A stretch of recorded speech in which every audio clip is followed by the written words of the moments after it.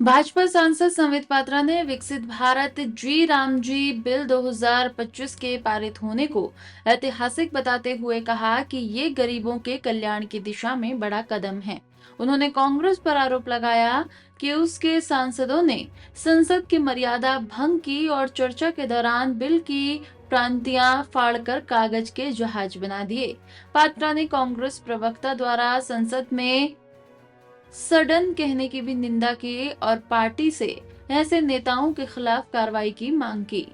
आज सदन के लिए और आज हिंदुस्तान की राजनीति का एक बहुत ही ऐतिहासिक और महत्वपूर्ण दिन है। गरीब कल्याण की योजनाओं का जिस प्रकार से भारत के यशस्वी प्रधानमंत्री नरेंद्र मोदी जी ने उस पर काम किया है, उसे आगे बढ़ाया है।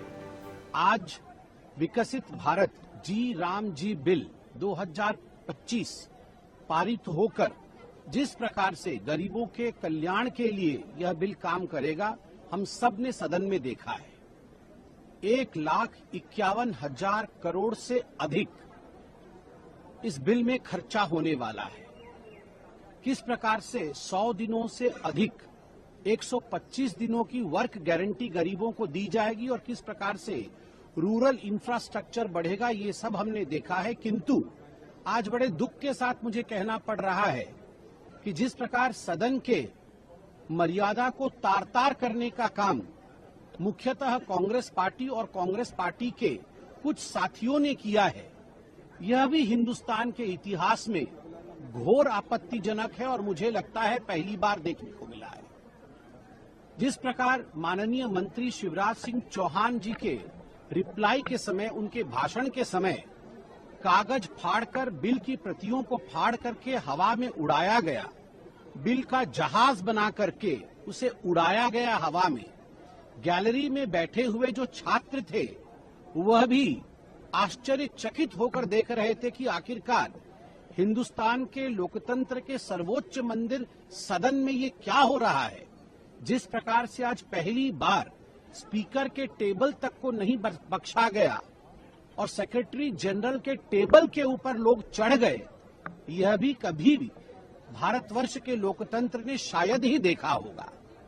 और मुझे तो बड़े दुख के साथ कहना पड़ रहा है, अभी कांग्रेस पार्टी के कम्युनिकेशन हेड ने, कांग्रेस पार्टी के प्रवक्ता ने जो ट्वीट किया है उसमें सदन के नाम को सड़न लिखा है। उन्होंने लिखा है यह सदन नहीं, ये सड़न है। इसे सड़ा गला बताया गया है। जो लोकतंत्र का सबसे बड़ा मंदिर है, यही महात्मा गांधी जी के आत्मा, यही महात्मा गांधी जी के चरित्र और यही महात्मा गांधी जी के आदर्शों की वास्तविक हत्या है।